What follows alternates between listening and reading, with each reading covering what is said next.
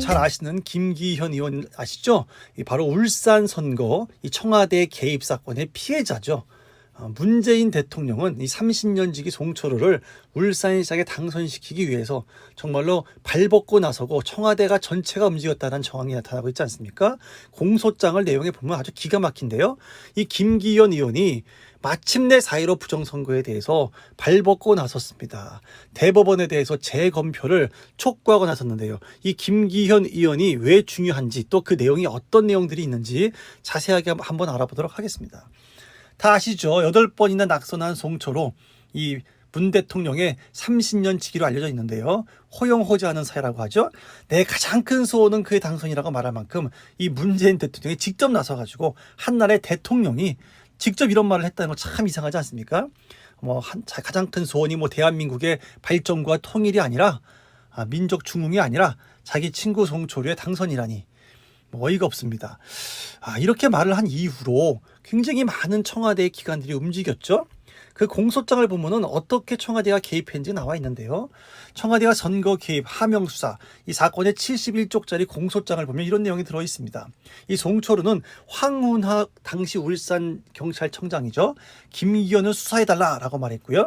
실질적으로 수사가 이루어지고 압수수색이 이루어져가지고 이 김기현이 앞서고 있다가 떨어지고 말았죠. 막판에 뒤집어지고 말았죠. 자, 백원우는 첩보문건 전달하면서 경찰에 민기적거렸고요. 청와대가 지방선거 전까지 수사 상황을 무려 18차례나 보고받았다는 거죠. 그건 뭡니까? 공범이라는 거죠. 청와대가 주관했다는 거예요. 공범이 아니라 주범이란 얘기겠네요. 또한 산재모 병원 예타 결과 발표도 송종호의 부탁으로 늦춰져가고 발표했고요. 한병도는 임동호의 출마를 말고 이 공기업 사장으로 가라. 임동호는 같은 더불어민주당의 공천을 받고 나가서 이렇게 서로 경합을 하는 그런 후보였죠. 서로 경합을 하면 황운하가 송철호가 떨어질 것 같으니까 임동호에게 출마하지 마라. 출마하지 말고 그냥 공기업 사장자 하나 줄게. 공직을 매매한 거 아닙니까? 이런 여러 가지 말도 안 되는 정황들이 공소장에 나와 있음에도 불구하고 이 검찰의 개혁이라는 미명하에 정말로 많은 인사가 발표가 되고 손발이 다 잘려나가고 이래서 수사를 제대로 못하고 있는 것 같습니다. 언젠가는 반드시 이 울산 사건, 청와대 선거 개입 사건도 반드시 밝혀지고 수사가 잘 이루어지기를 바랍니다. 자, 오늘 말씀드릴 것은 이 사건에 대해서 말씀드리는 게 아니고요. 바로 이 울산 선거의 피해자였던 김기현 의원이 판사 출신이고요. 4선이에요. 그리고 울산 선거의 피해자이기 때문에 당연히 법사위나 이런 데 소속이 되어야 되는데 국회에서 그 국회의장이 산자위로 강제 배정했다는 거 아닙니까? 그러니까 김기현이 이렇게 말했어요. 나를 지목해 산자위에 강제 배정했다. 국회에 사임계를 냈는데 이 박병석 의장은 그냥 규정대로 한 것이다 라고 말했는데요. 그 사람의 경력과 그 사람의 학력과 이런 모든 걸 다 감안해서 산자위로 가든지 법사위로 가든지 해야 되는 거 아닙니까? 어떻게 4선 의원이고 판사 출신인 김기현을 또 울산 선거의 피해자인데 자기 마음대로 강제적으로 산자위에 배정했다는 거. 그래서 이제 아주 문제가 됐었죠. 바로 그 사람이 김기현 의원입니다. 그렇기 때문에 김기현 의원이 이번에 4.15 부정선거에 대해서 들고 나온 것은 굉장히 중요한 것이죠. 왜냐하면 울산 선거도 부정선거였던 거죠. 관권 선거였던 거죠. 아주 부정적으로 개입해서 대통령의 친구를 당선시킨 그런 아주 말도 안 되는 이 공권력이 그냥 동시에 여러 부서가 다 개입을 해버린 그런 선거 아니었습니까? 그 피해자인 김기현이 4.15 부정선거에 대해서 들고 나온 것입니다. 자, 내용은 이렇습니다.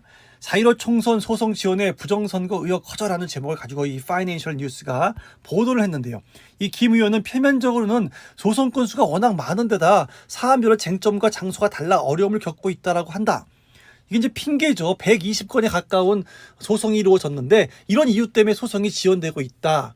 라는 것이 바로 이 대법원의 핑계라는 거예요. 그런데 그건 말도 안 되는 거 아닙니까? 소송 건수가 많고 쟁점도 많고 다르고 장소도 여러 가지가 있으면 그 주어진 6개월 안에 판결이 나야 되기 때문에 주어진 시간 내에 이걸 다 할 수 있는 대책을 마련해야 되는 거 아닙니까? 철저한 대책을 세워서 서둘러서 발빠르게 움직여야 되는 건데 건수가 많으니까 그냥 손 놓고 있습니까? 건수가 많고 쟁점 다르고 장소가 다르면 손 놓고 있는 거예요. 그러면서 한다는 소리가 너무 많아하고 못하고 있어라고 말도 안 되는 핑계를 대고 있는 거 아닙니까? 이거에 대해서 아직 변론 기일조차 잡지 않은 건 엄연한 법률 위반이자 고의성이 다분한 지연 전략이 아닐 수 없다라고 비판을 한 거죠. 자, 그런데다가 공직선거법 제222조에 따르면 선거재판은요, 소송 제기 이후에 180일 안에 재판이 끝나야 됩니다. 지금 벌써 한 넉 달 지나갔잖아요. 그러면 이거 언제 끝냅니까? 이제 시작해서 끝낼 수가 있을까요? 지금은 재판을 시작한다 하더라도 180일 안에 끝낼 수 있을지 잘 모르겠습니다. 이렇게 규정이 엄연히 있는데 재판이 전혀 진행조차 되고 있지 않다는 거죠. 그렇기 때문에 그것을 비판한 것이고요.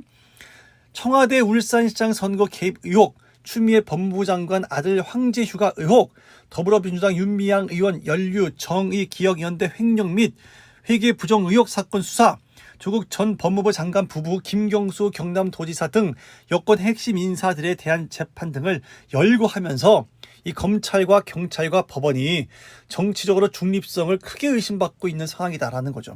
경찰은 더 이상 말할 것도 없고요. 검찰은 지금 검찰 개혁이란 미명하에 정말로 이 정부 쪽, 이 좌파 쪽 인사들이 다 이제 주요 요직을 차지하고 말이에요. 그러면서 이제 윤석열 총장의 손발을 다 묶어놓고 잘라놓고 이런 상황인 것인 거고요. 이 법원은 대법원은 벌써 김명수 법무부 장관을 비롯해서 이 대법원이 정치적으로 중립성을 의심받는 정도가 아니고 완전히 잃어버렸죠. 중립성이라는 걸 찾아볼 수가 없는 거 아닙니까? 그렇게 강력하게 비판을 했습니다. 김 의원은 거다가 지연된 정의는 정의가 아니다고 했다며 남은 2달 동안 이제 4개월이 지나갔으니까 2달밖에 안 남았거든요.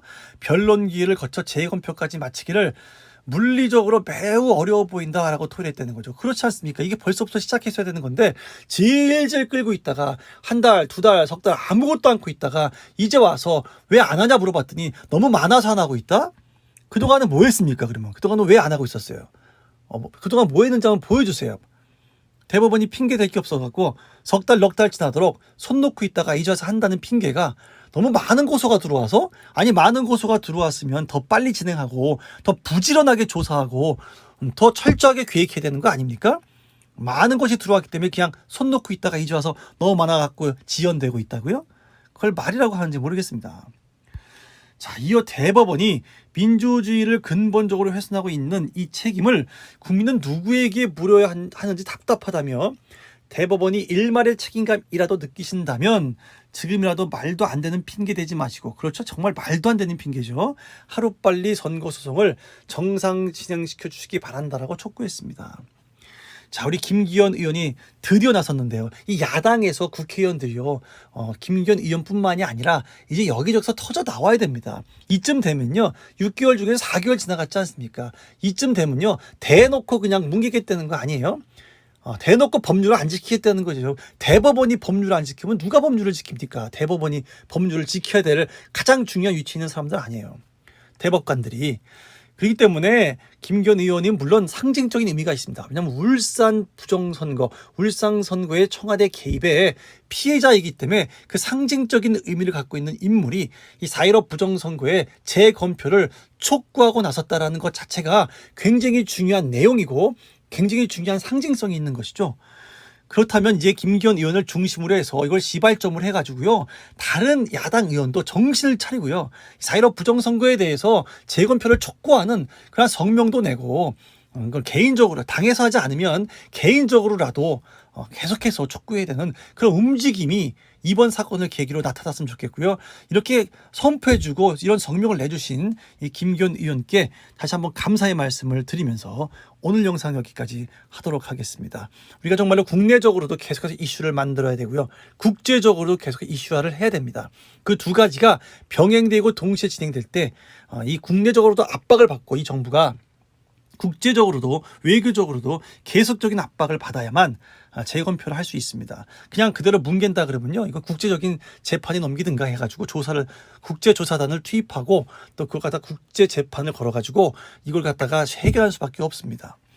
지금 현재로서는요, 우리가 할 수 있는 일은 어떤 것입니까? 국내에서 어떻게든 이 이슈가 사그러들지 않도록 유튜버든 애국 시민들이든 집회든 1인 시위든 또는 국회의원들 중에서도 뜻이 있는 이런 분들은 계속해서 4.15 부정선거에서 이야기하고 재검표를 촉구하는 그런 운동이 본격적으로 이루어질 시기가 된 것 같습니다. 우리 만나는 사람마다 주변에 있는 사람마다 이 재검표 빨리 해야 된다는 거, 또 유튜버들도 이 재검표 빨리 진행하라고 계속해서 우리가 큰 소리로 외쳐야 될 것 같습니다. 봐주시는 모든 분들께 다시 한번 감사드리고요. 오늘 영상은 여기까지 하겠습니다. 대단히 감사합니다. 안녕히 계세요.